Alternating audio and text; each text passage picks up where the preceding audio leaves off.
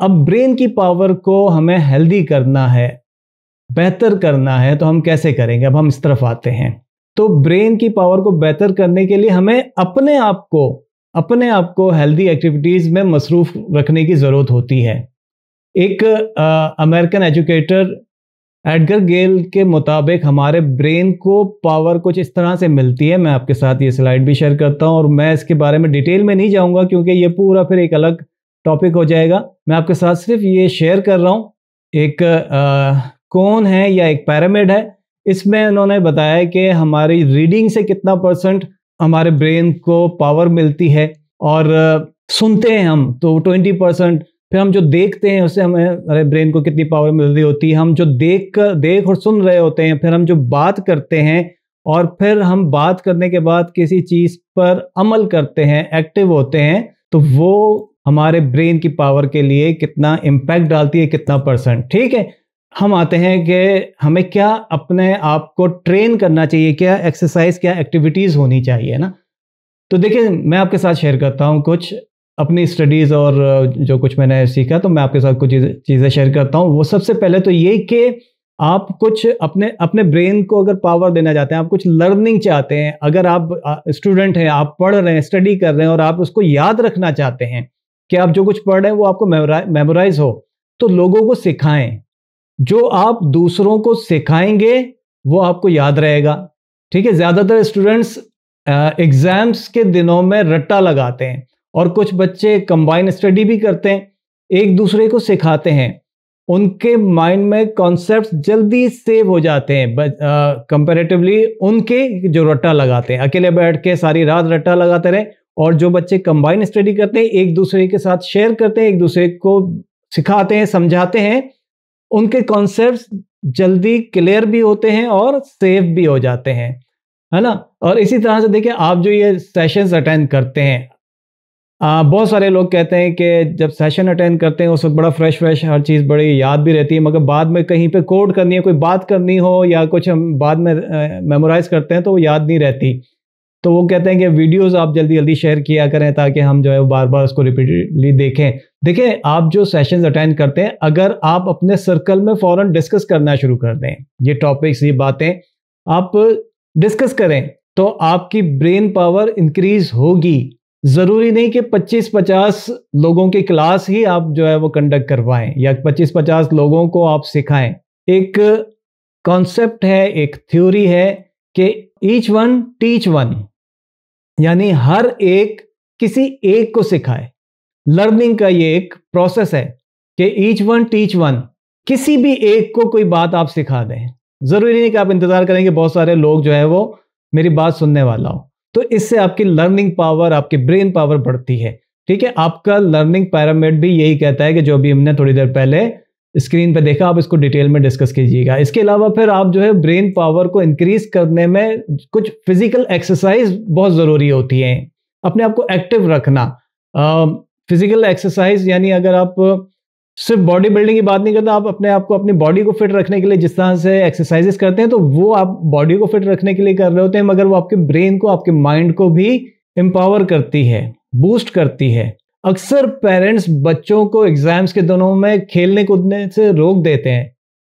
मैं physical activities की बात कर रहा हूँ ना, कि अक्सर पेरेंट्स खेलने कूदने से रोक देते हैं। वो बच्चों को फिजिकल एक्टिविटीज से तो रोक देते हैं, मगर मोबाइल या टैब उससे नहीं रोकते।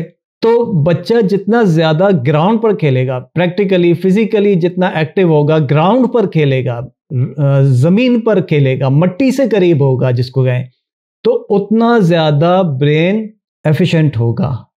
मट्टी बड़ी इंपॉर्टेंट चीज़ है, और मट्टी में या रोड पर तो नहीं, ग्राउंड में खेलने से, मट्टी से करीब होने से, इन एक्टिविटीज से इंसान के ब्रेन को बहुत एनर्जी मिलती है।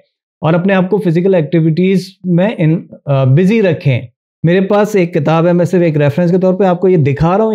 ये किताब का नाम अगर आपको नज़र आ रहा है स्क्रीन पे, इस किताब का नाम है अहद रिसालत के तफरीही मशागिल, यानी हुजूर नबी अकरम सल्लल्लाहु अलैहि वसल्लम के ज़माने में और सहाबा कराम के ज़माने में जो फिज़िकल एक्टिविटीज़ थी, जो इसका एक मतलब ये कि तफरीही मशागिल क्या था, एंटरटेनमेंट, और वो तफरीही मशागिल जो है वो उसमें स्पोर्ट्स भी था, उसमें जो है वो स्विमिंग के एक्टिविटीज़ भी थी और बहुत सारी चीज़ें इसमें हैं। हमारे यहाँ तो यही होता है ना कि इस्लाम के बारे में या हुज़ूर अकरम सल्लल्लाहु अलैहि वसल्लम के ज़माने के बारे में जब बात होती है तो बड़ा एक ऐसा ड्राई सा कॉन्सेप्ट हमें बताया जाता है कि बहुत ही ड्राइनेस और जंगे और इख्तलाफात, बहरहाल मगर उस दौर में भी एंटरटेनमेंट की बड़ी इंपॉर्टेंस थी और ये वाक़यात इस किताब में लिखे हुए हैं और भी सीरत की किताबों में आपको मिलेंगे, हिस्ट्री की बुक्स में आपको मिलेंगे। बहरहाल इस पे इंशाल्लाह डिस्कस करेंगे। मैंने कुछ प्लान किया है कि इस तरह की एक्टिविटीज़ जो है ना सहाबा इकराम की हुज़ूर अकरम सल्लल्लाहु अलैहि वसल्लम के साथ उस दौर में, उनको इंशाल्लाह हम इस पे कुछ करेंगे प्लान और इसको डिस्कस करेंगे। फिर अगर आप एक्सरसाइज नहीं कर सकते तो कम से कम वॉक तो ज़रूर करनी चाहिए। और एक और टिप ये है कि जब भी आप कुछ सोचते हैं, कुछ प्लान करते हैं, तो पेन और पेपर के साथ सोचें। इसका मतलब क्या है? इसका मतलब ये है कि जब आप पेन और पेपर के साथ सोचेंगे, आइडियाज़ को आप लिख लें। आप जो भी सोच रहे हैं या जो भी आप स्टडी कर रहे हैं, उसमें जो बात आपको अच्छी लगती है आप लिख लें, आइडियाज़ लिख लें। इससे क्या होगा कि आप कम से कम अपने माइंड को, अपने थॉट प्रोसेस को एक डायरेक्शन देंगे। ठीक है, जब आप कुछ सीख रहे होते हैं तो हमारा कॉन्शियस माइंड जो है एक्टिव होता है, जिसका रोल हमारी लाइफ की डायरेक्शन में सिर्फ 5 to 10% होता है, 5 से 10% होता है रोल, जो हम फौरन सोच के फौरन जो कोई डिसीजन ले रहे होते हैं या हम कोई एक्शन ले रहे होते हैं। 90 to 95 जो रोल होता है वो हमारे सबकॉन्शियस माइंड का होता है, जो मेमोरी हमारे माइंड में सेव होती है। तो जब आप लिखते हैं तो सबकॉन्शियस माइंड में सेव हो जाता है। और देखिए, कॉन्शियस माइंड और सबकॉन्शियस माइंड क्या है? ये कॉन्शियस माइंड जो होता है ना, ये समझे कि टेम्परेरी होता है। जिस तरह से कंप्यूटर में रैम होती है, तो रैम का काम क्या होता है? Random access memory. जो सबकॉन्शियस माइंड है ये हार्ड डिस्क है, हार्ड डिस्क की तरह आता है। हार्ड डिस्क जो है वो कंप्यूटर में, उसमें आप टेराबाइट्स में मेमोरी सेव कर सकते हैं, है ना, उसमें डाटा आप बहुत ज़्यादा सेव कर सकते हैं। तो ये हमारा सबकॉन्शियस माइंड क्या है? ये हार्ड डिस्क की तरह है जिसमें सेव हो जाता है। चलें, बहरहाल ब्रेन को ट्रेन करने की आदत डालें। किस तरह से? ब्रेन को ट्रेन करने का मतलब क्या है? ब्रेन को ट्रेन करने का मतलब ये है कि अपने आप को डिजायर्स से रोकना। ठीक है, ये बेस्ट एक्सरसाइज है। इसी को मुजाहिदा भी कहते हैं, तज़किया नफ्स भी कहते हैं, है ना। आपको हम पहले भी डिस्कस कर चुके हैं कि तज़किया नफ्स कितनी तरह का होता है? 2 तरह का होता है। एक रियाज़त जिसमें आप वज़ाइफ कुछ पढ़ते हैं या इबादत करते हैं, और एक और चीज़ होती है मुजाहिदा। तो ये दोनों चीज़ें जो गाइड करता है वो एक स्पिरिचुअल टीचर करता है। और मुजाहिदा इंसान खुद से तो कभी भी नहीं कर सकता। अपने नफ्स के खिलाफ कोई बहुत मुश्किल होता है, जिसको वो तसल्ली दे के समझ रहा होता है कि मैं अपने नफ्स के खिलाफ खुद ही जिहाद कर रहा हूँ, एक्चुअली वो अपनी एक अलग डिज़ायर को पूरा करने के लिए ये कर रहा होता है। ठीक है ना, तो इस पे हम कई मरतबा बात कर चुके हैं। अच्छा हाँ, एक और बात भी याद आ गई, वो ये कि अक्सर लोग ये कहते हैं ना कि स्पिरिचुअल टीचर्स जो है वो, या मुर्शिद, वो तो माँ बाप होते हैं। सबसे पहले मुर्शिद तो माँ होती है। मुजाहिदा कभी भी माँ और बाप नहीं करवा सकते। ये पहले भी मैं कई मरतबा कह चुका हूँ कि माँ या बाप, और स्पेशली माँ, औलाद को मुजाहिदा नहीं करवा सकती। उसके नफ्स के ख़िलाफ़ कभी भी उसकी ट्रेनिंग नहीं कर सकती।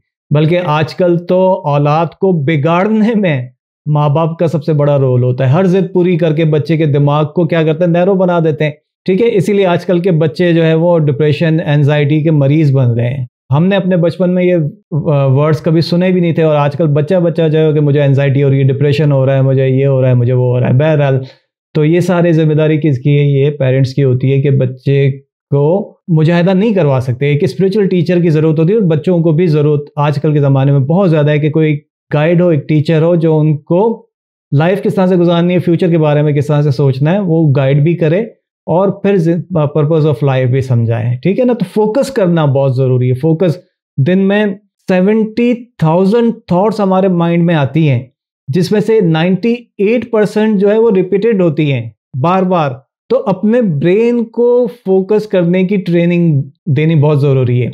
अगर आप लिख लेते हैं ना, तो उससे ब्रेन फोकस्ड होता है। फोकस के साथ जिस चीज़ के बारे में बार बार आप सोचते हैं उसको, तो माइंड में एक न्यूरल पाथवे बन जाता है। जिस तरह से आप कहीं से गुजरते हैं तो वहाँ उस जिस जगह से बार बार गुजरते रहें तो वहाँ पर एक पगडंडी बन जाती है, तो पाथवे बन जाता है, तो माइंड में भी एक न्यूरल पाथवे बनता है। तो इसके लिए सबसे बेस्ट एक्सरसाइज क्या है कि किसी भी चीज़ को फोकस करने के लिए और अपने माइंड को ट्रेन करने के लिए मेडिटेशन सबसे इंपॉर्टेंट है।